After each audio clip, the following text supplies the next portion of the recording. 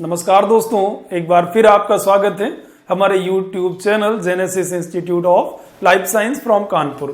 मैं राघवेंद्र मिश्रा आज आपके साथ डिस्कस करने वाला हूं प्लांट हार्मोन इथाइलिन के बारे में। जैसा आप सभी लोग जानते हैं, इथाइलिन एक इम्पॉर्टेंट गैसियस हार्मोन है आपके CSIR जैसे एग्जाम के लिए, जो अदर PhD एग्जाम्स है उनके लिए। वैसे तो सारे हार्मोन्स प्लांट में इंपॉर्टेंट हैं, लगातार उनसे क्वेश्चंस पूछे जा रहे हैं। तो आज हम लोग डिस्कस करने वाले हैं इथाइलिन को।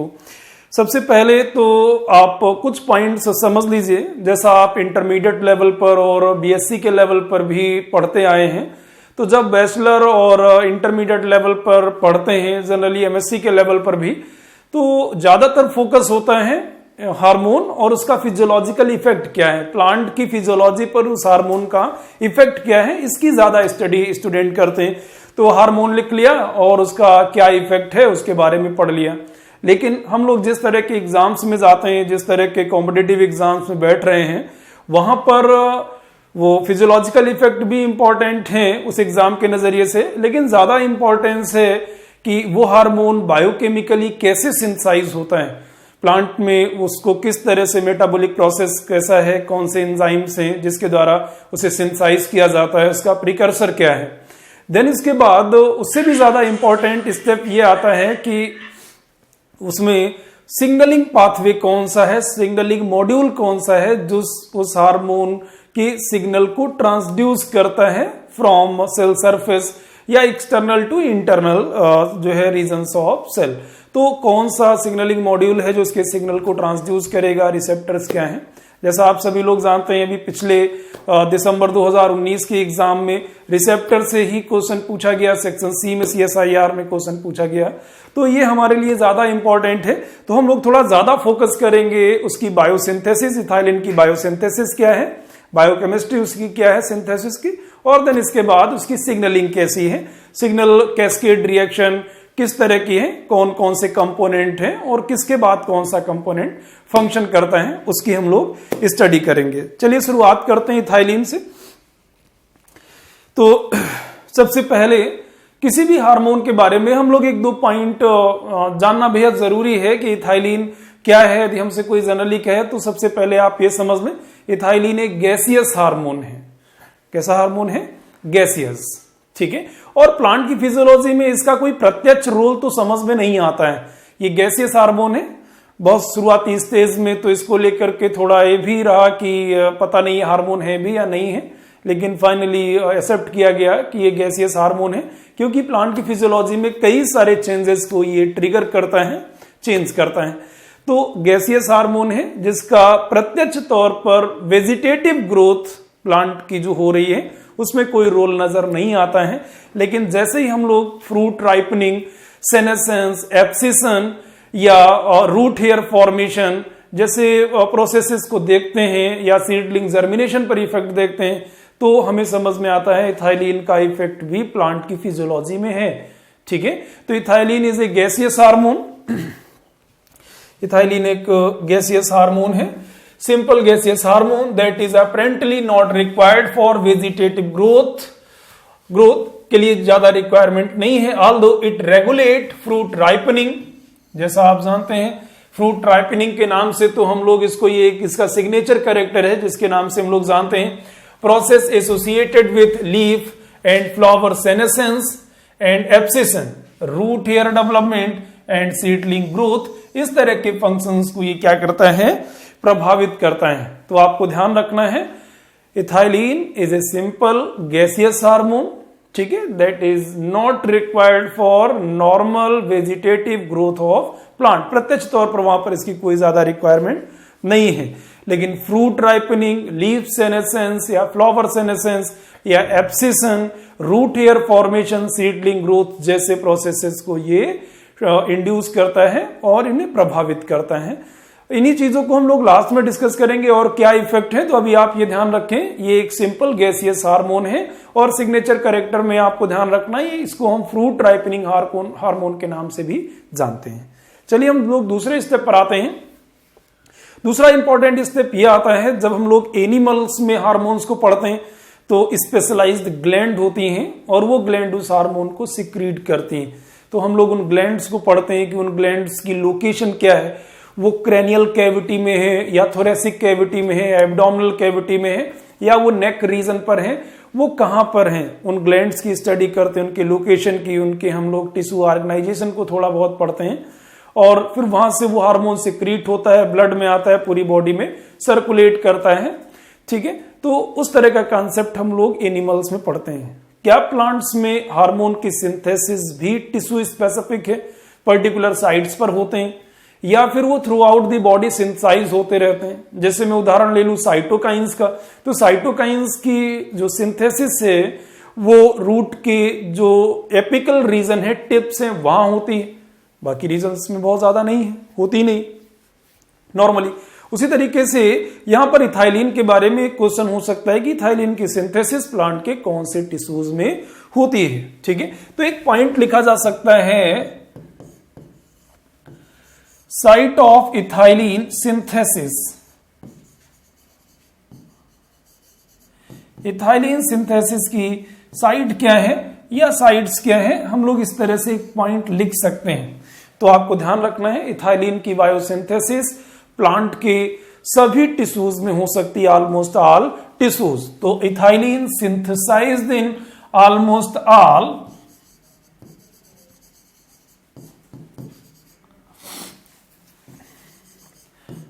Tissues of plant. प्लांट के लगभग हर एक टिश्यूज में इथाइलिन की सिंथेसिस हो सकती है, लेकिन जो सिंथेसिस का रेट है, जो अमाउंट है सिंथेसिस का, वो वेरी कर सकता है। ठीक है, तो पहले तो आपको ध्यान रखना है, कोई भी ऐसा क्वेश्चन जिसमें ये कहा जाता है कि ओनली सिंथेसाइज्ड इन रूट्स या लीव्स या फिर फ्रूट्स, ऐसा नहीं है। लगभग सभी टिश्यूज में सिंथेसिस होती है, लेकिन जो रेट ऑफ सिंथेसिस है, पर यूनिट टाइम कितना इथाइलिन सिंथेसाइज हो रहा है, वो वेरी करता है। जैसे कि जो राइपनिंग स्टेज पर फ्रूट्स हैं, वहां पर उसकी इथाइलिन का जो प्रोडक्शन है वो ज्यादा होगा। वहां पर फ्रूट राइपनिंग चल रही है और ये राइपनिंग को ट्रिगर करता है, तो ज्यादा इथाइलिन की जरूरत है। तो इस तरह के क्वेश्चन को भी थोड़ा दिमाग में रखना है कि इथाइलिन की सिंथेसिस सभी जगह हो सकती है, लेकिन सभी जगह सिंथेसिस का रेट बराबर नहीं है, वो कम ज्यादा हो सकता है। जैसे जो टिश्यूज सेनेसेंस में है, एब्सिशन में है, वहां इथाइलिन का प्रोडक्शन रेट बड़ा होता है। जो राइपनिंग में फ्रूट्स हैं, वहां पर इथाइलिन का प्रोडक्शन रेट बढ़ा हुआ है। आपको ऐसे क्वेश्चंस को भी ध्यान रखना है, ये भी ध्यान रखना है। ठीक है, अब हम लोग आगे बढ़ते हैं, अगले स्टेप में आते हैं कि बायोकेमिस्ट्री क्या है, कैसे सिंथेसाइज होता है, इथाइलिन की सिंथेसिस कैसे होती है, मेटाबॉलिक पाथवे में कौन कौन से एंजाइम्स इन्वॉल्व होते हैं, कौन से प्रिकर्सर्स हम लोग यूज करते हैं। दूसरा स्टेप काफी इंपॉर्टेंट है और हम लोग इसको डिस्कस करेंगे। तो biochemistry of ethylene synthesis. Biochemistry of ethylene synthesis. ठीक है, तो इथाइलिन की सिंथेसिस कैसे होती है, तो सबसे पहले आप ये जाने इथाइलिन की सिंथेसिस कौन से प्रिकर्सर से करी जाती है। सबसे पहला क्वेश्चन तो ये है, तो हम उससे शुरुआत करेंगे मेटाबॉलिक पाथवे की, और देन इसके बाद स्टेप वाइज हम लोग इथाइलिन तक प्रोडक्शन की स्टडी करेंगे। तो ethylene derived from a standard amino acid methionine. Ethylene की सिंथेसिस एक स्टैंडर्ड अमाइनो एसिड से है, और जिसको आप लोग जानते होंगे ये मेथियोनिन है। स्टैंडर्ड अमाइनो एसिड मेथियोनिन, ये एक एलिफेटिक अमाइनो एसिड है। यदि आप अमाइनो एसिड की आर चेन के हिसाब से इसको देखेंगे तो एलिफेटिक अमाइनो एसिड है, और सल्फर कंटेनिंग, इसकी आर चेन में सल्फर एटम प्रेजेंट होता है, सल्फर कंटेनिंग है। 20 स्टैंडर्ड अमाइनो एसिड्स में 2 ही अमाइनो एसिड है जिनमें सल्फर पाया जाता है, उसमें मेथियोनिन है। तो इथाइलिन सिंथेसाइज्ड फ्रॉम या डेराइव्ड फ्रॉम कौन से अमाइनो एसिड, तो आपका आंसर है मेथियोनिन। एक स्टैंडर्ड अमाइनो एसिड है जिससे ये सिंथेसाइज होता है। ठीक है, ऐसे क्वेश्चंस पूछे भी गए हैं और आपको ध्यान भी रखना है। जैसे हम लोग जब आते हैं और ऑक्सिन सिंथेसिस की बात करते हैं, auxin also derived from A aromatic amino acid tryptophan. Tryptophan से सिंथेसाइज होता है, जबकि हम लोग और भी हार्मोन्स के बारे में पढ़ेंगे, तो किससे सिंथेसाइज होते हैं उसको भी हम लोग डिस्कस करेंगे। ठीक है, अब दूसरा पॉइंट ये आता है कि चलिए ठीक है, मेथियोनिन से ये सिंथेसाइज होगा, तो मेथियोनिन में तो कई सारे कार्बन हैं, जबकि यदि हम इथाइलिन का फार्मूला देखें, मॉलिक्यूलर फार्मूला देखें, तो वो CH2 double bond CH2 double bond CH2। ठीक है, आपको ये ध्यान रखना है, ये इसका मॉलिक्यूलर फार्मूला है। इसका मतलब इथाइलिन में केवल 2 ही कार्बन हैं, लेकिन यदि हम मेथियोनिन के स्ट्रक्चर को देखेंगे,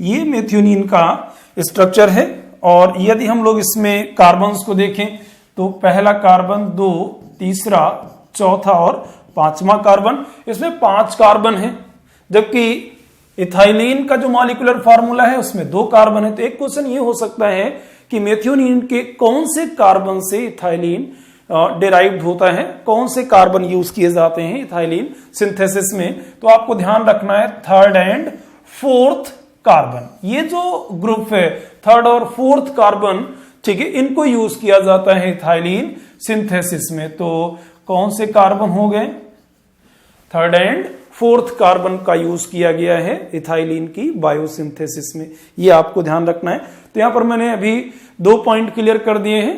ethylene derived from methionine, a standard amino acid, आपको ये भी ध्यान रखना है। और कौन से कार्बन, तो उसमें आर चेन में जो 3rd और 4th पोजीशन पर जो कार्बन है उससे ध्यान रखना है, उससे इथाइलिन डिराइव्ड होता है, इथाइलिन बनाया जाता है। ठीक है, यदि हम साइटोकाइनिन की बात करें तो ये प्यूरिन डेरिवेटिव है, प्यूरिन न्यूक्लियोटाइड है, उसका डेरिवेटिव है। ठीक है, यदि हम लोग जिब्रेलिन की बात करें तो वो टर्पिनॉइड फैमिली का है, एब्सिसिक एसिड भी टर्पिनॉइड फैमिली से है, जिब्रेलिन भी टर्पिनॉइड फैमिली का है, हम लोग इसको ध्यान रखेंगे। ठीक है, अब हम लोग आगे बढ़ते हैं और डिस्कस करेंगे दूसरे पॉइंट्स को लेकर के कि सिंथेसिस में कौन कौन से एंजाइम्स हैं और क्या उनका बेसिक रोल है, हम लोग इसको डिस्कस करेंगे।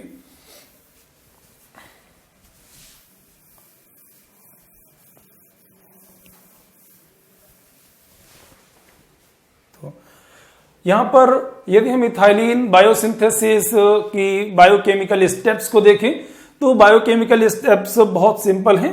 सिंपल 3 स्टेप में इथाइलिन की सिंथेसिस होती है फ्रॉम मेथियोनिन। ठीक है, तो बेसिक कितने स्टेप से, 3 स्टेप से। पहले स्टेप में जो एंजाइम है एडोमेट सिंथेटिस, एंजाइम है एडोमेट सिंथेटिस, एडोमेट सिंथेटिस। तो आपको ध्यान रखना है जो एंजाइम्स इन्वॉल्व हुए हैं उनके नाम। तो पहला एंजाइम है एडोमेट सिंथेटिस। जो एडोमेट है वो यस एडिनोसिल मेथियोनिन के लिए स्टैंड कर रहा है। सबसे पहले एडोमेट सिंथेटिस एंजाइम एटीपी को कंडेंस करता है मेथियोनिन के साथ और जो प्रोडक्ट है वो बनता है यस एडिनोसिल मेथियोनिन। तो यस एडिनोसिल मेथियोनिन की सिंथेसिस होती है और पहला एंजाइम कौन है, एडोमेट सिंथेटिस। आप जब बायोकेमिस्ट्री में हम लोग एंजाइम्स वगैरह के बारे में पढ़ते हैं तो वहां पर सिंथेज और सिंथेटिस एंजाइम हम लोग डिस्कस करते हैं। तो सिंथेटिस एंजाइम वो है जिनका फंक्शन एटीपी या जो हाई एनर्जी न्यूक्लियोटाइड से डिपेंडेंट होता है, उन्हें हम सिंथेटिस कहते हैं। तो पहला स्टेप एटीपी डिपेंडेंट है, आप ऐसा समझे। एडोमेट सिंथेटिस एंजाइम मेथियोनिन के साथ कंडेंस करता है एटीपी और कंपाउंड बनता है यस एडिनोसिल मेथियोनिन। ठीक है, सेकेंड स्टेप में जो एंजाइम है उसका नाम है एसीसी सिंथेज। जो पहला एंजाइम है वो सिंथेटेज है और ये है सिंथेज, अर्थात ये एटीपी डिपेंडेंट नहीं है। एसीसी सिंथेज क्या करता है, कन्वर्ट करता है एस एडिनोसिल मेथियोनिन को 1 अमाइनो साइक्लोप्रोपेन 1 कार्बोक्सिलिक एसिड, जिसे हम लोग ACC कहते हैं। और जो यहां पर लीविंग ग्रुप है वो है मेथाइल थायो एडिनोसिन, 5 मेथाइल थायो एडिनोसिन। तो जो मेथाइल थायो एडिनोसिन ग्रुप है वो यहां से क्या करता है, रिलीज हो जाता है और यस एडिनोसिल मेथियोनिन कन्वर्ट होता है ACC में 1 अमाइनो साइक्लोप्रोपेन 1 कार्बोक्सिलिक एसिड में कन्वर्जन हुआ। तो सेकेंड स्टेप में एंजाइम है ACC सिंथेज, जिसने एडोमेट का कन्वर्जन किया ACC में। फाइनल स्टेप है और इस स्टेप को कैटेलाइज करता है ACC ऑक्सीडेज। एंजाइम के नाम से ही पता चल रहा है यहां पर ACC का ऑक्सीडेशन होगा और ये ACC इमीडिएट प्रिकर्सर है इथाइलिन का। तो एंजाइम है ACC ऑक्सीडेज। ये रिएक्शन ऑक्सीजन डिपेंडेंट है।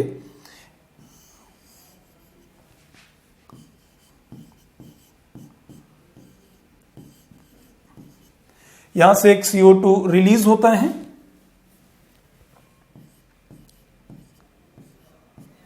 एंजाइम है ACC ऑक्सीडेज, जिसका फंक्शन ऑक्सीजन डिपेंडेंट है। इस रिएक्शन के लिए क्या चाहिए, ऑक्सीजन चाहिए। तो सिंपल 3 स्टेप हैं और 3 एंजाइम्स इन्वॉल्व हो रहे हैं, ठीक है। और वो 3 एंजाइम मिलकर के step by step reaction catalyse करते हैं, जिसके रिजल्ट में सिंथेसिस होती है इथाइलिन की। तो पहला एंजाइम मैं दोबारा डिस्कस कर रहा हूं, एडोमेट सिंथेटेज एंजाइम। ये मेथियोनिन के साथ ATP कंडेंस करता है और कंपाउंड बनता है S adenosyl methionine. Second step में ACC synthase enzyme S adenosyl methionine को कन्वर्ट करता है ACC में। किस में कन्वर्ट करेगा, ACC 1 amino cyclopropane 1 carboxylic acid में कन्वर्ट किया और ACC इमीडिएट प्रिकर्सर है इथाइलिन का, ठीक है। ACC का ऑक्सीडेशन करता है ACC ऑक्सीडेज एंजाइम। आप नाम से ही समझ सकते हैं ऑक्सीडेज है तो रिएक्शन ऑक्सीजन डिपेंडेंट होगी और इस तरह से प्रोड्यूस होता है इथाइलिन। यहां पर 2 पॉइंट और भी बहुत ज्यादा इंपॉर्टेंट हैं। क्या इथाइलिन की सिंथेसिस एनारोबिक कंडीशन में हो सकती है या नहीं हो सकती है। एनारोबिक आप समझ रहे हैं, इन एब्सेंस ऑफ ऑक्सीजन। क्या ऑक्सीजन की एब्सेंस में इथाइलिन की सिंथेसिस हो सकती है या नहीं हो सकती है। तो आपको ध्यान रखना है यहां पर ऑक्सीजन का यूज हो रहा है। लास्ट रिएक्शन के लिए ACC ऑक्सीडेज को ऑक्सीजन चाहिए। यदि कंडीशंस एनारोबिक होंगी तो लास्ट स्टेप इथाइलिन बायोसिंथेसिस का कंप्लीट नहीं होगा और इथाइलिन की सिंथेसिस नहीं होगी और प्लांट के टिश्यूज में ACC का लेवल इंक्रीज कर जाएगा। कई बार क्वेश्चंस होता है तो ऐसा स्टूडेंट को लगता है कि एनरोबिक और एरोबिक का यहाँ रिलेशन क्या है। वो तो जब हम लोग सेलुलर रेस्पिरेशन पढ़ते हैं वहां पर ऐसे टर्म आते हैं। इस वजह से आपको ध्यान रखना है, ये यहां से क्वेश्चन बनेगा कि क्या एरोबिक कंडीशन की जरूरत है या नहीं है। आगे हम लोग लीफ पिनेस्टी में इस पॉइंट को डिस्कस करेंगे कि क्या इफेक्ट होता है। दूसरा इंपॉर्टेंट पॉइंट ये है कि आप देखिए इथाइलिन की सिंथेसिस में यूज कर रहे हैं ATP का। दूसरा क्वेश्चन हमारे एग्जाम में अप्लाई होकर के ये आ सकता है कि प्लांट के टिश्यूज में जहां एक्टिव रेस्पिरेशन चल रहा है, सेलुलर रेस्पिरेशन हो रहा है, यदि हम उन प्रोसेसेस को बंद करा दें या हम ये कहें बेसिकली यदि हम लोग ATP सिंथेसिस को वहां पर बंद करा दें, ATP सिंथेसाइज ना होने दें, क्या इथाइलिन की सिंथेसिस हो पाएगी या नहीं हो पाएगी। तो आपको ध्यान रखना है कि यदि हम लोग ATP सिंथेसिस को ब्लॉक कराएंगे तो यह एडिनोसिल मेथियोनिन भी सिंथेसाइज नहीं होगा। इसका मतलब वो सभी एजेंट जो ATP प्रोडक्शन को सेल के लेवल पर बंद कराते हैं या स्लो करा देते हैं, वो इथाइलिन सिंथेसिस को भी अफेक्ट करते हैं या उसे बंद करा सकते हैं। आपको ये ध्यान रखना है, जैसे हमारे रेस्पिरेटरी चेन के जो इनहिबिटर्स हैं माइटोकॉन्ड्रियल लेवल पर, वो भी ऐसा कर सकते हैं। तो ये 2 पॉइंट हैं जो अप्लाई होकर के आ सकते हैं, ये आपको ध्यान रखना है। तो सिंपल 3 स्टेप रिएक्शन है, इन एंजाइम्स को ध्यान रखना है। एटीपी डिपेंडेंट रिएक्शन है पहली, और लास्ट वाली ऑक्सीजन डिपेंडेंट है। अब जब हम लोग किसी मेटाबॉलिक पाथवे को पढ़ते हैं तो वहां पर एक पॉइंट ये भी ध्यान रखते हैं, या जितनी भी मेटाबॉलिक रिएक्शंस पढ़ते हैं उस पाथवे में कुछ एंजाइम्स ऐसे होते हैं जो रेगुलेट करते हैं पूरे पाथवे के रेट को, या हम उन्हें रेगुलेटरी एंजाइम्स कहते हैं। ठीक है, उनको हम रेगुलेटरी एंजाइम्स कहते हैं उस पाथवे के। यदि हम उन एंजाइम्स की एक्टिविटी को रेगुलेट करेंगे, कंट्रोल करेंगे, तो हम उसके रेट को भी घटा या बढ़ा सकते हैं। ठीक है, उस ऐसे स्टेप्स को या ऐसे एंजाइम्स को हम रेट लिमिटिंग एंजाइम, और जो स्टेप वो कैटेलाइज कर रहा है उसे हम रेट लिमिटिंग स्टेप कहते हैं। ये बेसिक सा एक कॉन्सेप्ट होता है। तो वही क्वेश्चन मैं यहां रख रहा हूं, इथाइलिन की सिंथेसिस में कौन सा एंजाइम है जो रेट लिमिटिंग है, या कौन सा स्टेप है जो रेट लिमिटिंग है, ऐसा भी क्वेश्चन हो सकता है। और उसको कौन से फैक्टर्स हैं जो उस एंजाइम की एक्टिविटी को अफेक्ट करते हैं, हम लोग उसको भी डिस्कस करेंगे। तो आप ये समझ लें, इस पूरे पाथवे में जो एसीसी सिंथेज एंजाइम है, ये एंजाइम काफी ज्यादा इंपॉर्टेंट है, और ये रेगुलेटरी एंजाइम है, मेन रेगुलेटरी एंजाइम है इथाइलिन बायोसिंथेसिस में। तो मेन रेगुलेटरी एंजाइम कौन है? ACC synthase.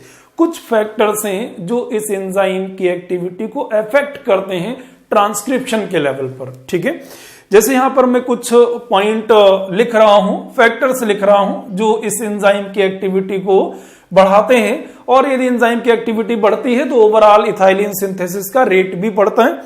जैसे फ्रूट राइपनिंग, जो फ्रूट राइपनिंग की प्रोसेस है वो एसीसी सिंथेज की एक्टिविटी को इंक्रीज करता है एमआरएनए के लेवल पर। जो दूसरा पॉइंट है वो है स्ट्रेस। ठीक है, अब स्ट्रेस में कुछ भी हो सकता है, ड्रॉट, फ्लडिंग,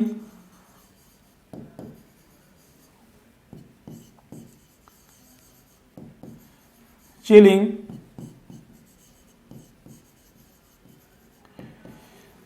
मैकेनिकल डैमेज, तीसरा मैं ऑक्सिन लिख सकता हूं, और चौथा ब्रेसिनोस्टेरॉइड्स और साइटोकाइनिन भी प्रभावित करते हैं। तो थोड़ा सा इस पॉइंट को ध्यान देना है। ये कुछ ऐसे फैक्टर्स हैं जैसे फ्रूट राइपनिंग है और स्ट्रेस है। फ्रूट राइपनिंग की बात करें तो एसीसी सिंथेज के एक्सप्रेशन लेवल को बढ़ाता है, इसका एमआरएनए का जो सिंथेसिस रेट है वो इंक्रीज कर जाता है फ्रूट राइपनिंग के समय। स्ट्रेस जैसे ड्रॉट है, सूखा है, फ्लडिंग है, पानी से चारों तरफ घिर गया है प्लांट, ठीक है, पानी में डूब रहा है या डूब गया है, चिलिंग है, मैकेनिकल डैमेज है, ऑक्सिन और ब्रेसिनोस्टेरॉइड्स, ये कुछ ऐसे फैक्टर्स हैं जो इथाइलिन प्रोडक्शन के रेट को बढ़ाते हैं, इंक्रीज करते हैं। कैसे इंक्रीज करते हैं?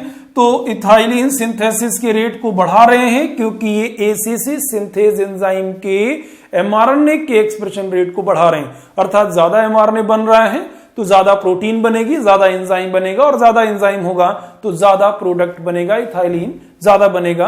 तो आपको यह ध्यान रखना है कि रेगुलेटरी एंजाइम कौन है, एसीसी सिंथेज, और कौन से फैक्टर्स इसकी एक्टिविटी को बढ़ाते हैं एमआरएनए के लेवल पर। तो आपको ध्यान रखना है फ्रूट राइपनिंग, स्ट्रेस में ड्रॉट है, फ्लडिंग है, चिलिंग है, मैकेनिकल डैमेज है, ऑक्सिन, ब्रेसिनोस्टेरॉइड और साइटोकाइनिन्स।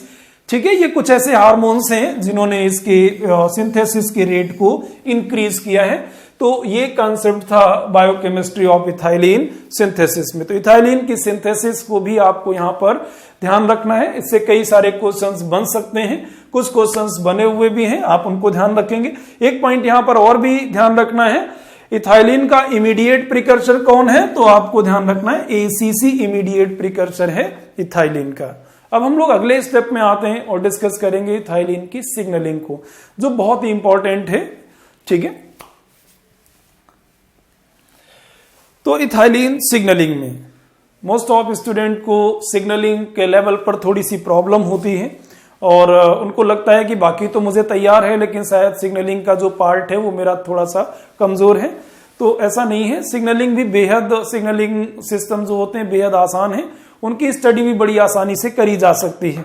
ठीक है, तो जितने भी हार्मोन्स हैं, चाहे वो एनिमल्स में हो या प्लांट में हो या अदर पैराक्राइन हार्मोन हो, बहुत सारे ऐसे हार्मोन्स हैं, जब हम लोग उनकी स्टडी करते हैं तो आज के समय में हम सेल बायोलॉजी में जब आते हैं तो एक बायो सिग्नलिंग का पूरा कॉन्सेप्ट ही पढ़ते हैं। बहुत सारे सिग्नलिंग मॉड्यूल हैं।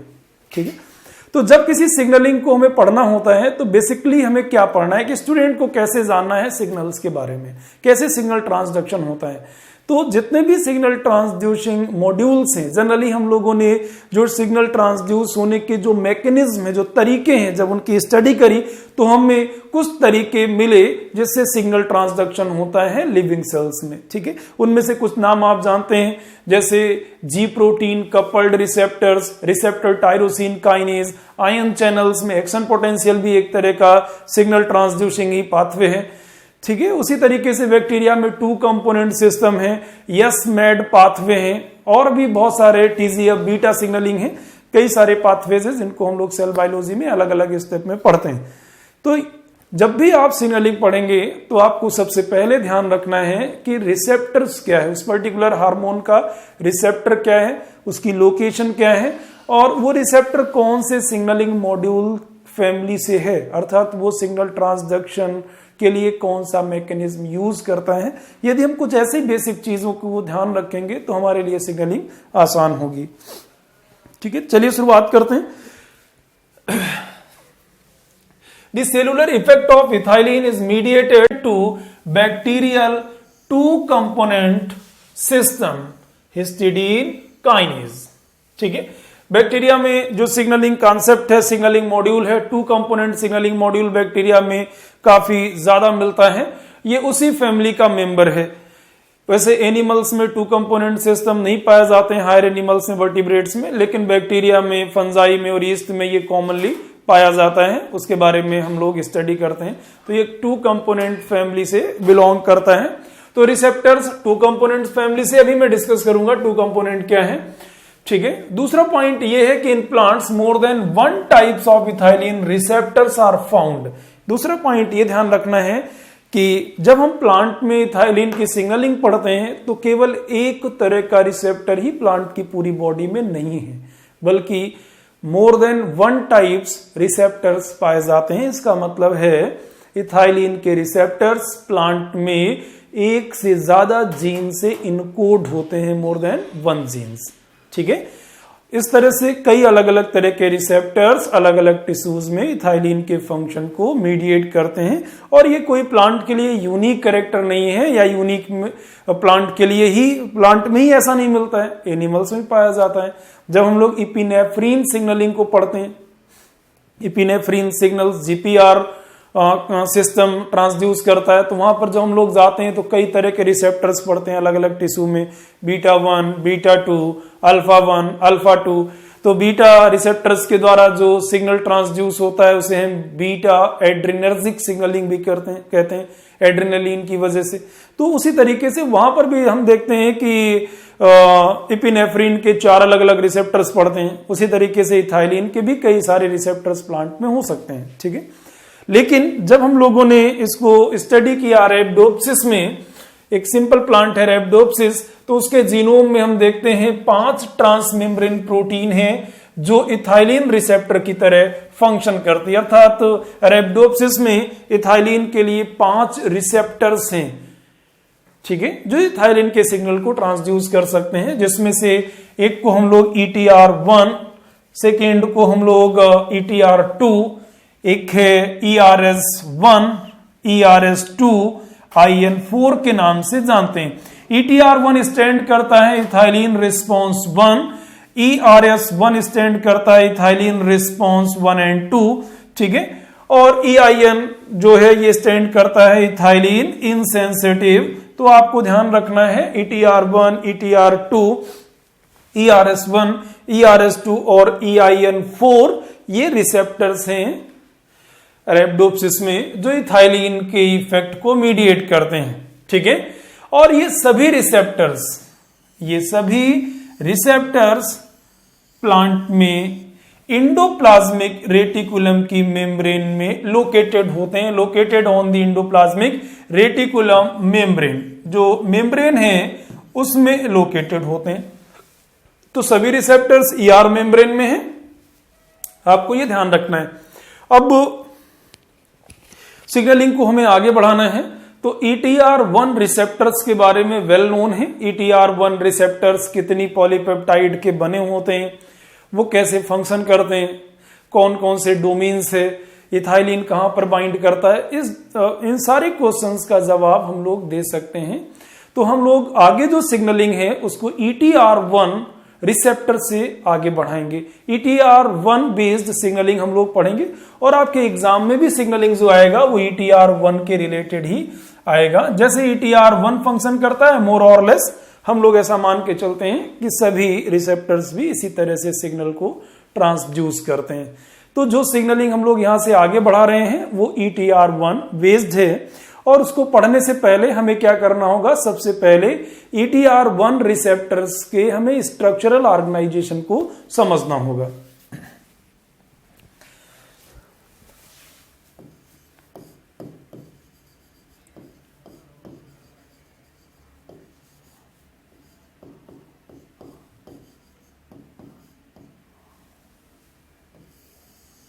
यहां पर हम लोग डिस्कस करने वाले हैं ETR1। ETR1 को हम लोग डिस्कस करेंगे कि इसका स्ट्रक्चर कैसा है। तो सबसे पहले तो आप बेसिकली समझ लें, एक फंक्शनल ETR1 डाइमर है जिसे हम लोग बाद में डिस्कस करेंगे। लेकिन यदि हम ETR1 पॉलीपेप्टाइड को देखें तो उसके 3 बेसिक रीजंस हैं।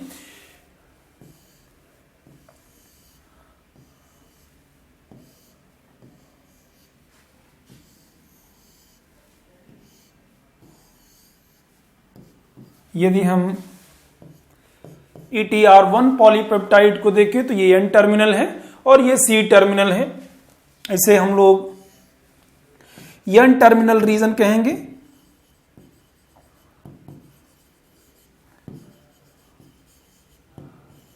N टर्मिनल रीजन ये इसका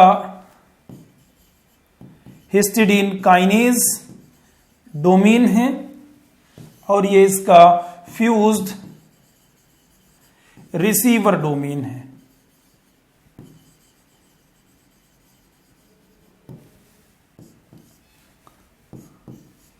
आप इसको इस तरह से समझ लें, ETR1 पॉलीपेप्टाइड 3 रीजन में ऑर्गेनाइज है।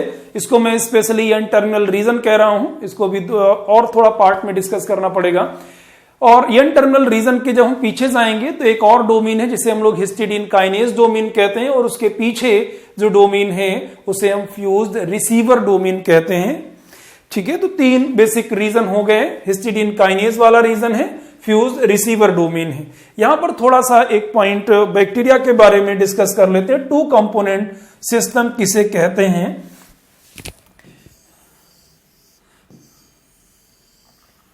तो सपोज ये एक बैक्टीरियल सेल है। बैक्टीरियल सेल के सरफेस पर प्लाज्मा मेम्ब्रेन पर एक रिसेप्टर है, ये रिसेप्टर है। ठीक है, और ये रिसेप्टर एक्सटर्नल सिग्नल्स को रिकॉग्नाइज करता है, एक्सटर्नल सिग्नल्स के साथ ये बाइंड करता है। ठीक है, और इसका जो साइटोसोलिक पोर्शन है वो हिस्टिडीन काइनेज है। मैं 2 कंपोनेंट सिस्टम की बात कर रहा हूं। प्रोकैरियोट्स में 2 कंपोनेंट सिस्टम में 2 ही प्रोटीन है। एक प्लाज्मा मेम्ब्रेन पर रिसेप्टर है जिसका बाहर का डोमेन एक्सटर्नल सिग्नल को रिकॉग्नाइज करेगा। जैसे ही यहां पर एक्सटर्नल सिग्नल आकर के बाइंड करता है, इसका साइटोसोलिक डोमेन एक्टिवेट होता है और वो अपने आप को फास्फोराइलेट कर लेगा एक हिस्टिडीन रेसिड्यू पर, एक कंजर्व हिस्टिडीन रेसिड्यू पर फास्फोराइलेट कर लेता है। इसी वजह से हम लोग इसे हिस्टिडीन काइनेज कहते हैं। तो बाहर का हिस्टिडीन काइनेज जो रिसेप्टर है प्लाज्मा मेम्ब्रेन पर, जो बाहर के सिग्नल को रिकॉग्नाइज कर रहा है, उसे हम सेंसर भी कहेंगे। इसके बाहर के डोमेन को सेंसर कहते हैं और जो इसका अंदर का डोमेन है उसे हम हिस्टिडीन काइनेज कहते हैं। तो बेसिकली दो डोमेन हुए, एक बाहर का और एक अंदर का, और एक बीच में जो ट्रांसमेम्ब्रेन सेगमेंट है। तो ये एक पॉलीपेप्टाइड है, टू कंपोनेंट में इसे हम कंपोनेंट फर्स्ट कहते हैं। तो टू कंपोनेंट है, दो ही प्रोटीन इन्वॉल्व हो रही होगी। तो एक वो प्रोटीन जो प्लाज्मा मेम्ब्रेन पर बाहर की तरफ सिग्नल सेंस करेगी और इंटरनल डोमेन उसका फास्फोराइलेट कर लेगा अपने आप को हिस्टिडीन रेसिड्यू पर। ठीक है, तो ये डोमेन की बात हुई। इस पूरे प्रोटीन को हम लोग कहते हैं कंपोनेंट 1। दूसरी तरफ इसी सिग्नलिंग मॉड्यूल का जो दूसरा प्रोटीन है वो फ्रीली प्रेजेंट है साइटोसोल में, एक सॉल्युबल प्रोटीन है और इस सॉल्युबल प्रोटीन पर एक कंजर्व डी अमाइनो एसिड है, conserve aspartic acid amino acid है, जिसे हम लोग डी से डिनोट करते हैं। और जैसे ही हिस्टिडीन काइनेज एक्टिवेट हुआ, उसने अपने हिस्टिडीन रेसिड्यू को फास्फोराइलेट किया। फास्फोराइलेशन के तुरंत बाद ये अपने इस फॉस्फेट को ट्रांसफर कर देता है जो सेकेंड कंपोनेंट है उस पर, यहां पर ट्रांसफर कर दिया। ठीक है, इसे हम लोग रिस्पॉन्स रेगुलेटर कहते हैं, रिस्पॉन्स रेगुलेटर, और इसी को हम लोग नाम देते हैं कंपोनेंट सेकेंड। तो बैक्टीरिया में टू कंपोनेंट सिस्टम का मतलब हो गया, एक वो प्रोटीन जो सिग्नल को सेंस करेगी और अपने आप को इस फास्फोराइलेट करेगी हिस्टिडीन काइनेज के द्वारा, उसे हम कंपोनेंट फर्स्ट कहते हैं। और दूसरी प्रोटीन सॉल्युबल फॉर्म में साइटोसोल में है, जिसे हम रिस्पॉन्स रेगुलेटर कहते हैं।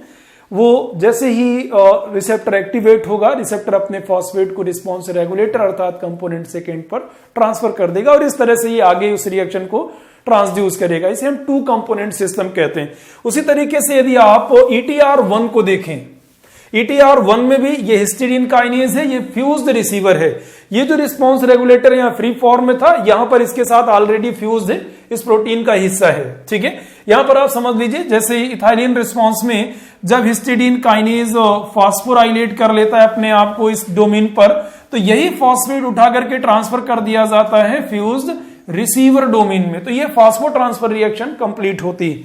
लेकिन इंपॉर्टेंट पॉइंट है कि इथाइलिन सिग्नलिंग में इस फास्फो ट्रांसफर रिएक्शन का कोई इंपॉर्टेंट रोल नहीं है, कोई प्रत्यक्ष तौर पर इसका कोई रोल नहीं है, ये आपको ध्यान रखना है।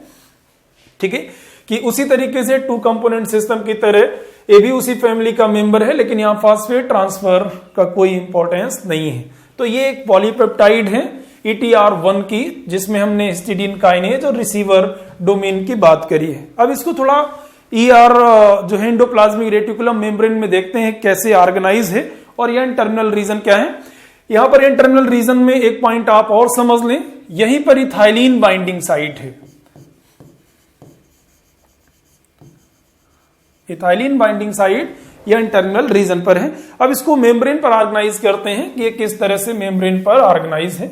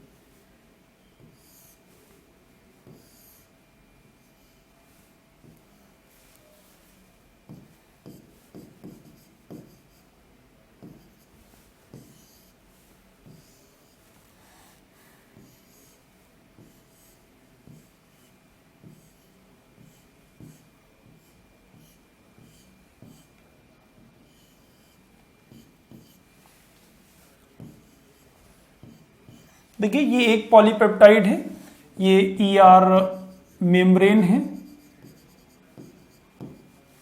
ये ER ल्यूमेन है और ये साइटोसोल है। यदि हम इस पोर्शन की बात करें तो ये पोर्शन है, ये इंटरनल रीजन है, ये हिस्टिडीन काइनेज डोमेन है और ये फ्यूज्ड रिसीवर डोमेन है। ये एन टर्मिनल रीजन है, ये पूरा एन टर्मिनल रीजन है। एन टर्मिनल रीजन मेम्ब्रेन को स्पेन कर रहा है, ईआर मेम्ब्रेन को। तो ETR1 की एक पॉलीपेप्टाइड का एन टर्मिनल रीजन 3 बार मेम्ब्रेन को क्रॉस करता है, 3 टाइम्स। ये इसका एक सिग्नेचर कैरेक्टर है। N terminal portion of ETR1 span ER membrane 3 times. ये 3 बार मेम्ब्रेन को क्रॉस करता है और इसका जो अमाइनो टर्मिनल एंड है वो ER ल्यूमेन में है, जबकि इसका जो C टर्मिनल एंड है वो साइटोसोल में है। ये ER मेम्ब्रेन है। ये ऑर्गेनाइजेशन है एक पॉलीपेप्टाइड का ETR1 की। लेकिन एक फंक्शनल ETR1, एक फंक्शनल इथाइलिन रिसेप्टर, एक डाइमर है 2 ETR1 पॉलीपेप्टाइड्स का। तो आप समझ सकते हैं इसी तरह का एक डाइमर इसके साथ और जुड़ेगा, तब जाकर के एक फंक्शनल ETR1 असेंबल होगा।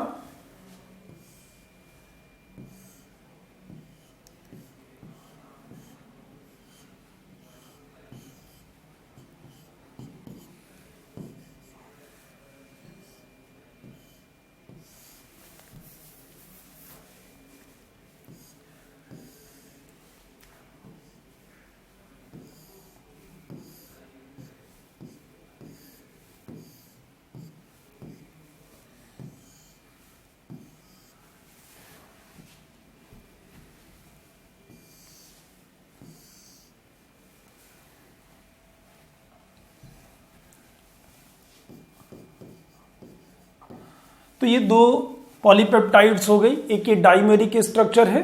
तो ये functional ETR1 consist of 2 ETR1 polypeptides और ये इसके 3 स्पेनिंग डोमेन है, ये इसके 3 स्पेनिंग डोमेन है। ये इसका एन टर्मिनल रीजन हुआ दोनों पॉलीपेप्टाइड्स का, ये हिस्टिडीन काइनेज हुआ और ये रिसीवर डोमेन हुए। आपको ये ध्यान रखना है। अब दूसरा पॉइंट ये आता है कि इथाइलिन की बाइंडिंग साइट इन रिसेप्टर्स पर कहां है। तो दोनों ETR1 पॉलीपेप्टाइड्स मिलकर के इथाइलिन बाइंडिंग साइट क्रिएट करती हैं और जो इथाइलिन की बाइंडिंग साइट है वो यहां है, इस पोर्शन पर आकर के इथाइलिन बाइंड करता है। तो दोनों पॉलीपेप्टाइड्स मिलकर के इथाइलिन की बाइंडिंग साइट क्रिएट करती हैं और ये बाइंडिंग साइट ल्यूमेन के साइड पर है। तो एक क्वेश्चन ये हो सकता है कि इथाइलिन की बाइंडिंग साइट किस पोर्शन पर है या किस फेस पर हो रही है, ER ल्यूमेन के फेस पर है या फिर वो साइटोसोलिक फेस पर है। तो इथाइलिन बाइंड करता है ल्यूमिनल फेस पर ETR1 के। ठीक है, ये आपको ध्यान रखना है। ETR1 या इथाइलिन के जो रिसेप्टर्स हैं वो प्लाज्मा मेम्ब्रेन पर है नहीं, तो उसका भी थोड़ा कारण आप जान लीजिए। इथाइलिन एक हाइड्रोफोबिक गैसियस हार्मोन है। ठीक है, हाइड्रोफोबिक होने की वजह से मेम्ब्रेन इसके लिए कोई बैरियर नहीं है, ये इजिली मेम्ब्रेन को क्रॉस कर लेगा और जाकर के अपने रिसेप्टर के साथ बाइंड होगा। तो इथाइलिन की बाइंडिंग साइट ER ल्यूमेन के फेस पर है, साइटोसोलिक फेस पर नहीं है। ये बेसिक स्ट्रक्चर हुआ ETR1 का। और जब इथाइलिन बाइंड करता है तो ये हिस्टिडीन काइनेज ने अपने आप को फॉस्फोराइलेट किया, देन अपनी फॉस्फेट को ट्रांसफर कर दिया रिसीवर डोमेन पर। ये ऐसा करता तो है, लेकिन इस फॉस्फो ट्रांसफर रिएक्शन का कोई भी इंपॉर्टेंट रोल सिग्नल ट्रांसडक्शन में नहीं है।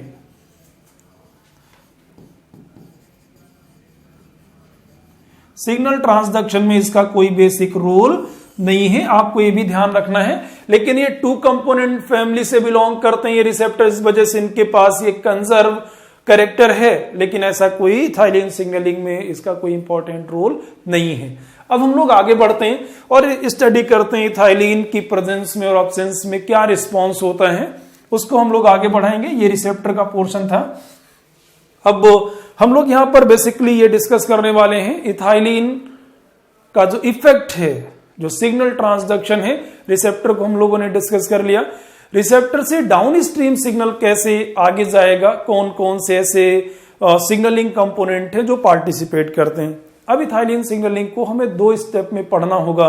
एक तो जब इथाइलिन नहीं है तो सिग्नलिंग सिस्टम किस स्टेट में है, उसके कौन से कंपोनेंट एक्टिव हैं, कौन से इनएक्टिव हैं, और सिग्नल क्यों ट्रांसड्यूस नहीं हो रहा है।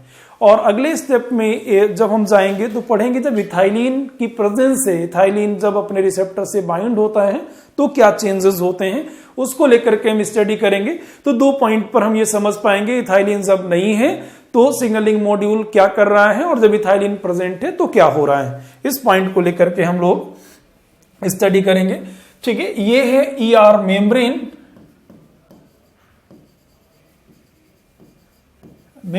ये ईआर ल्यूमेन है और ये साइटोसॉल है। सबसे पहले मैं यहां पर डिस्कस करने वाला हूं इन अब्सेंस ऑफ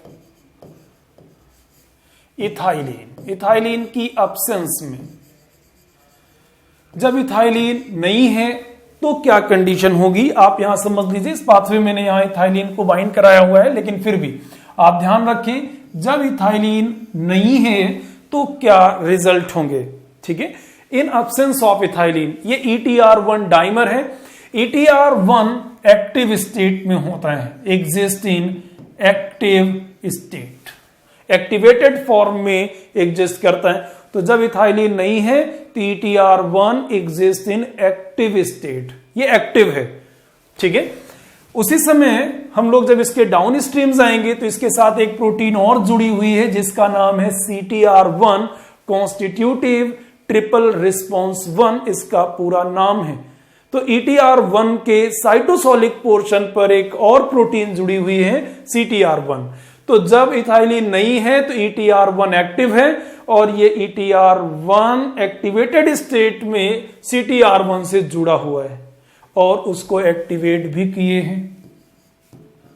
इसका मतलब CTR1 भी एक्टिव है और ETR1 भी एक्टिव है। ETR1 एसोसिएटेड विद CTR1 और CTR1 भी एक्टिव स्टेट में है। एक्टिवेटेड CTR1 इनहिबिट EIN2, ये इनहिबिट करता है एक और प्रोटीन को जिसे हम लोग नाम देते हैं EIN2। तो activated CTR1 inhibit the activity of EIN2। EIN2 एक ट्रांस मेम्ब्रेन प्रोटीन है। ठीक है, that span the membrane 12 times. थोड़ा सा EIN2 को मैं यहां पर कैरेक्टराइज कर रहा हूं। एक ट्रांसमेम्ब्रेन प्रोटीन है जो मेम्ब्रेन को स्पैन करती है, क्रॉस करती है 12 बार। ठीक है, 12 टाइम्स इसे क्रॉस करती है। तो activated CTR1 inhibit the activity of EIN2। एक तरफ उसने एक्टिविटी को इनहिबिट किया, दूसरा इसका एक रोल और भी है। CTR1 facilitate UV क्यूटिनेशन। ठीक है, मैं लिख सकता हूं फैसिलिटेट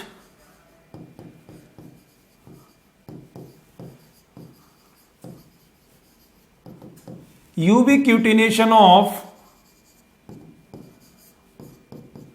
EIN2। और जैसे ही EIN2 का यूवी क्यूटिनेशन होगा, इस पर यूवी क्यूटिन लगा दिए जाएंगे, ये डिस्ट्रॉय हो जाएगा। Destruction via प्रोटियोसोम।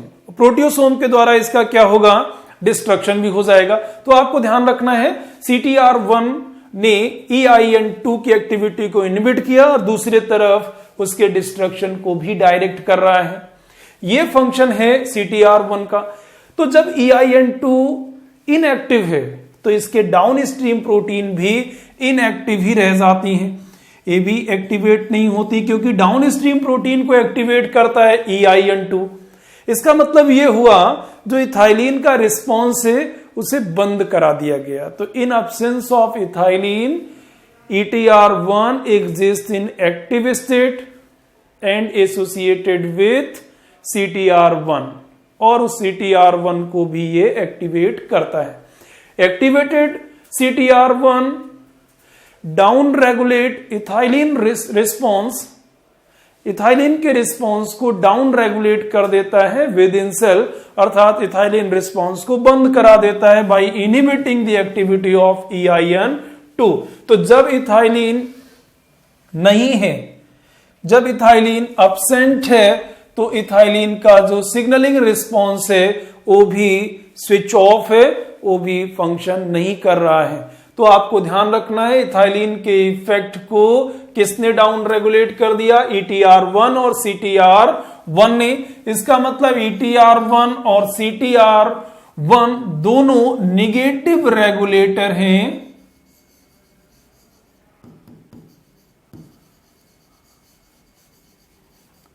Negative regulator of ethylene signalling.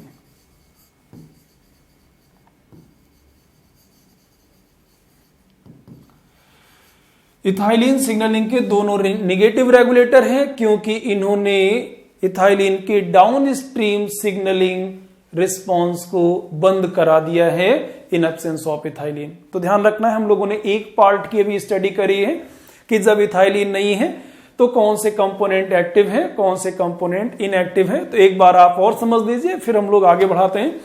तो जब इथाइलिन एब्सेंट है तो उसका रिसेप्टर ETR1 एक्टिव स्टेट में है, उसके साथ एक प्रोटीन और जुड़ी हुई है CTR1, वो भी एक्टिव है, एसोसिएटेड CTR1 एक्टिव है, इसका नाम है कॉन्स्टिट्यूटिव ट्रिपल रिस्पॉन्स 1। आगे इसके बारे में बताएंगे।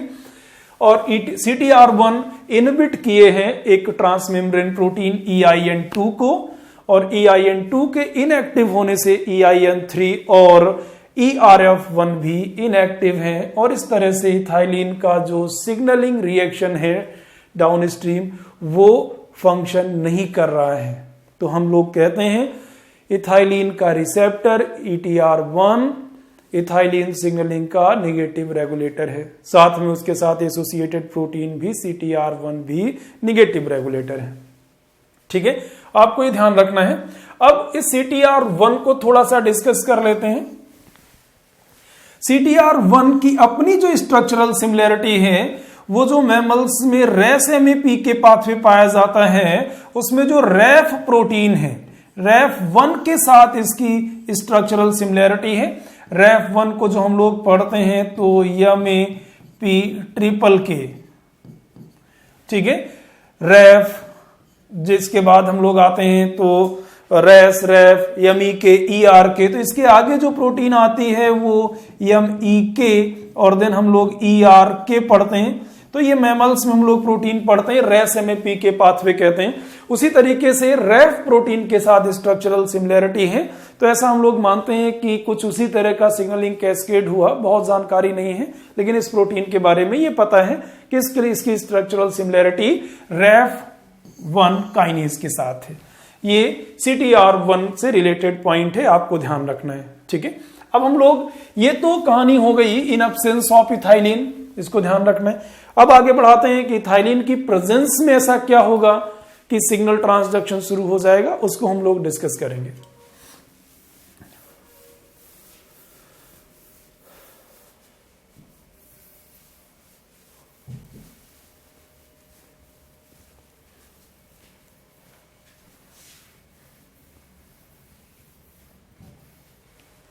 चलिए हम लोग डिस्कस करते हैं इन प्रेजेंस ऑफ इथाइलिन।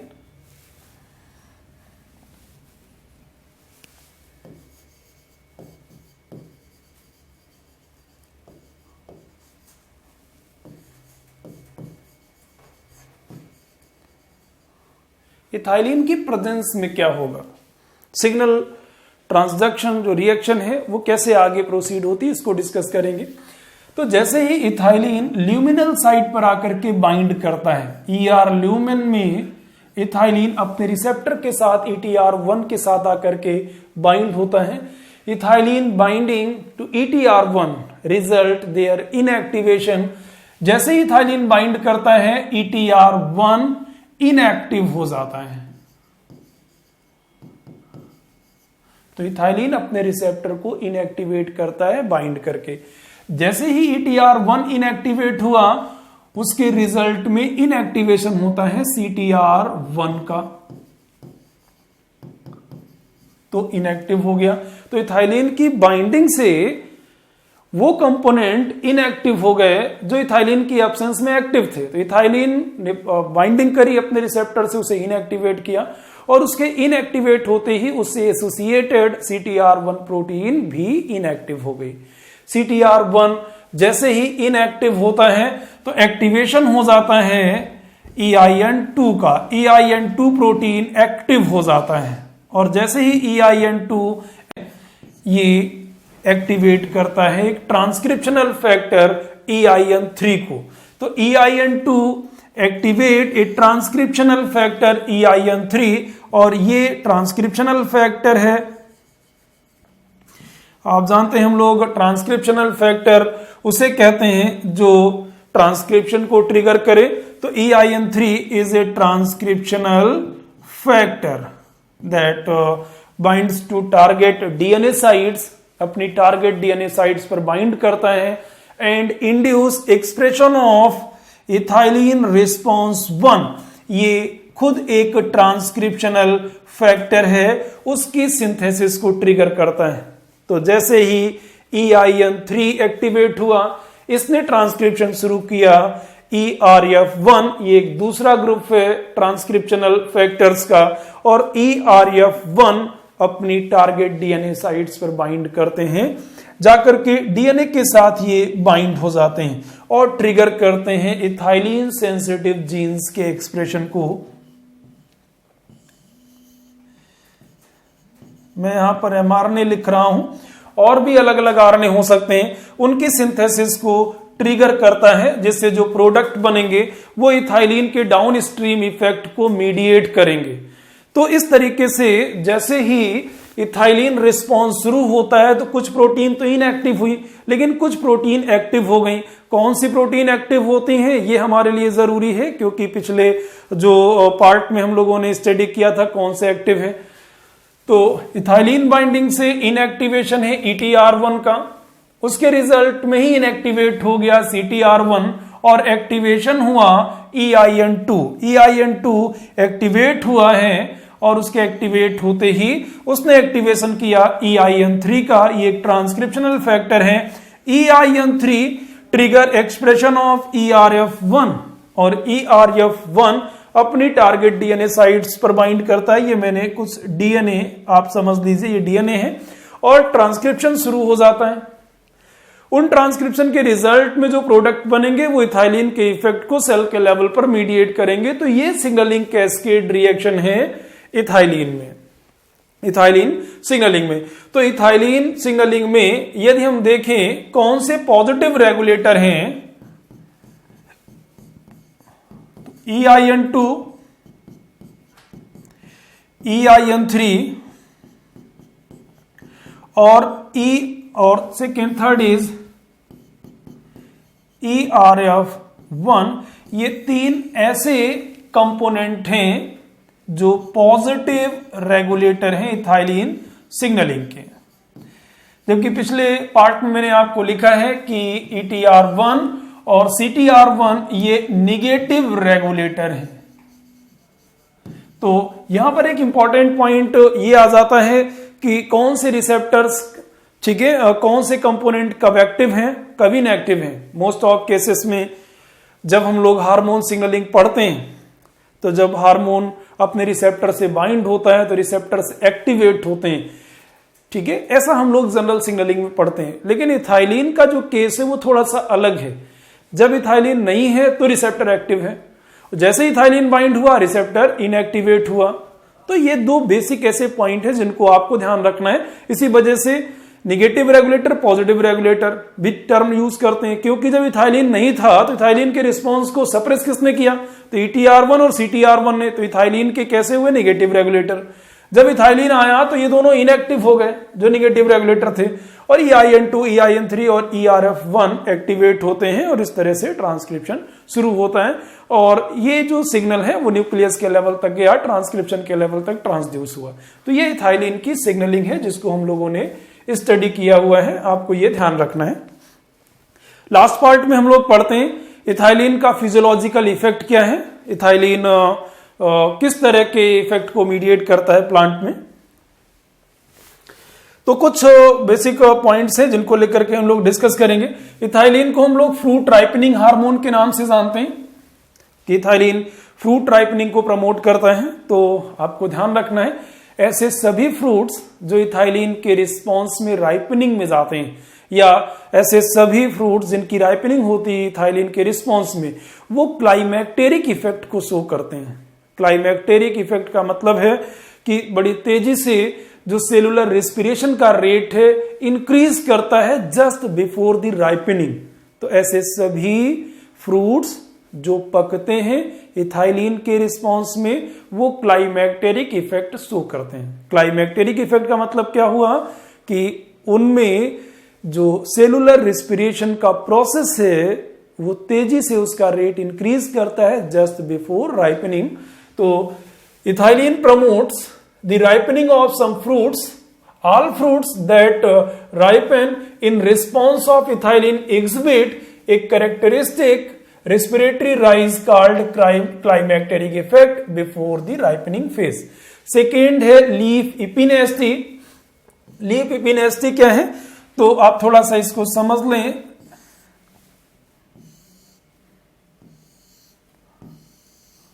ये एक लीफ है और लीफ इपिनेस्टी में जो लीफ है वो डाउनवर्ड बेंड करती है, नीचे की तरफ वो और झुक जाती है, कुछ इस तरीके से डाउनवर्ड बेंडिंग हो जाती है लीफ की। इसे हम लीफ इपिनेस्टी कहते हैं। अब ये क्यों हो रही है आप उसको भी समझ लें। तो यहां पर देखिए मैंने लिखा हुआ ये पेट्यूल है, ये पेट्यूल का जो ऊपरी रीजन है, जैसे मैं इसको थोड़ा सा बड़ा करके बना दूं तो ये अपर साइड की सेल्स हैं, सेल लेयर है, और ये नीचे की सेल लेयर है। तो जो अपर साइड की सेल लेयर्स हैं उनका जो डिवीजन रेट है वो कुछ फास्ट हो जाता है, वो कुछ ज्यादा ही डिवाइड करती हैं, ज्यादा ग्रो करती हैं। उसके डिवीजन, उसके जो ग्रोथ रेट है, रेप्लिकेट जो उसका सेल डिवीजन रेट है, उससे नीचे वाली सेल लेयर का डिवीजन रेट स्लो होता है। इस वजह से क्या है कि जो पेट्यूल है वो नीचे की तरफ बेंड करने लगता है और पत्तियां भी नीचे की तरफ बेंड कर जाती हैं। इसे हम लोग नाम देते हैं लीफ इपिनेस्टी। अक्सर ऐसे प्लांट जो पानी में डूब जाते हैं, सबमर्ज्ड प्लांट होते हैं जो पानी में डूब चुके हैं, या उनका कुछ हिस्सा या और भी कई सारे रीजंस पानी में डूब चुके हैं, उनमें लीफ इपिनेस्टी इजिली देखा जा सकता है, आसानी से देखा जा सकता है। उसका कारण क्या है वो भी समझ लीजिए। जब प्लांट पानी में डूब जाते हैं, उनका जो भी हिस्सा पानी में डूब गया है, जो नॉर्मली जमीन के ऊपर होता है, ऐसे रीजन जब पानी में डूबते हैं तो वो टिश्यूज जो पानी में डूब चुके हैं वहां कंडीशंस मोर और लेस एनारोबिक है, वहां ऑक्सीजन सफिशिएंट नहीं मिल रहा है। ऐसी कंडीशन में इथाइलिन की जो बायोसिंथेसिस सेल के लेवल पर हो रही, वहां तक एसीसी तो बन जा रहा है, लेकिन एसीसी का कन्वर्जन इथाइलिन में नहीं हो रहा है, क्योंकि ऐसे उस स्टेप में ऑक्सीजन चाहिए। तो एसीसी कन्वर्ट नहीं हो रहा है इथाइलिन में। ऐसी सिचुएशन में एसीसी का ट्रांसपोर्ट शुरू हो जाता है प्लांट के उन पोर्शंस में जो पानी में डूबे हुए नहीं हैं, जो एक्सपोज हो रहे हैं एयर से, वहां पर वो ट्रांसपोर्ट हो जाता है वाया जाइलम। और जैसे ही एसीसी उन टिश्यूज में पहुंचता है वहां पर उसका कन्वर्जन हो जाता है इथाइलिन में। इसका मतलब ये हुआ कि जो पत्तियां हैं, अपर रीजन है, वहां इथाइलिन का प्रोडक्शन ज्यादा होने लगा। तो जब ज्यादा होने लगता है तो जो पेट्यूल है उसकी ऊपरी सेल लेयर का डिवीजन तेजी से होता है और पत्तियां डाउनवर्ड हो जाती हैं, वो झुक जाती नीचे की तरफ। इसी को हम लीफ इपिनेस्टी कहते हैं। तो जो सबमर्ज्ड प्लांट है उसमें आसानी से देखा जा सकता है। तो downward bending of leaves that occurs when the upper side of petiole grow faster than lower side of, ठीक है, lower side is termed as leaf epinasty. Ethylene and high concentration of auxin induce leaf epinasty. आपको ध्यान रखना है कि ethylene तो करता है और ऑक्सिन भी कर सकता है। Leaf epinasty result when ACC from the root is transported to the shoot, जब रूट से ट्रांसपोर्ट होता है सूट में। और इसका एक तीसरा जो फंक्शन है ट्रिपल रिस्पॉन्स। ट्रिपल रिस्पॉन्स को आप समझ लें तो इथाइलिन का ये भी एक इंपॉर्टेंट इफेक्ट है प्लांट पर। जो तने होते हैं, स्टेम होते हैं, उनके इलोंगेशन को ये सप्रेस करता है, उसकी रेडियल ग्रोथ को ये प्रमोट करता है। ठीक है, तो 3 पॉइंट है, आप लोग ध्यान रखें। Dark brown seedlings display triple response when exposed to ethylene. Triple response characterize radial swelling of epicotyle, inhibition of epicotyl elongation, epicotyl जो होता है उसके इलोंगेशन को इनहिबिट करता है, उसकी रेडियल स्वेलिंग को ये प्रमोट करता है। And horizontal growth of the epicotyl, epicotyl की हॉरिजेंटल ग्रोथ को भी ये प्रमोट करता है। तो इन 3 पॉइंट्स को हम लोग कलेक्टिवली ट्रिपल रिस्पॉन्स में कहते हैं। अगला पॉइंट है abscission. Ethylene stimulate abscission of leaves, flower and fruits. तो इथाइलिन फ्रूट्स, फ्लावर्स और लीव्स के एब्सिशन को भी प्रमोट करता है। इफेक्ट ऑन रूट, तो इथाइलिन रूट हेयर फॉर्मेशन को प्रमोट करता है, stimulate the formation of root and root hairs.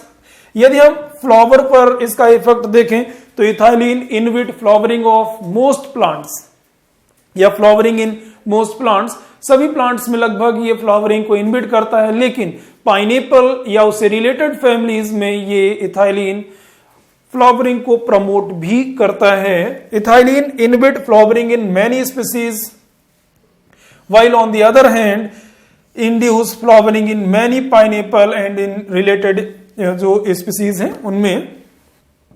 Effect on stem, stem पर क्या इफेक्ट है, एक तो ट्रिपल रिस्पॉन्स का इफेक्ट हो गया। दूसरा पॉइंट आप ध्यान रखेंगे, जो सबमर्ज्ड प्लांट होते हैं, जो पानी में डूबे हुए प्लांट हैं, उनकी स्टेम इलोंगेशन को ये प्रमोट करता है, ये इथाइलिन का फंक्शन है।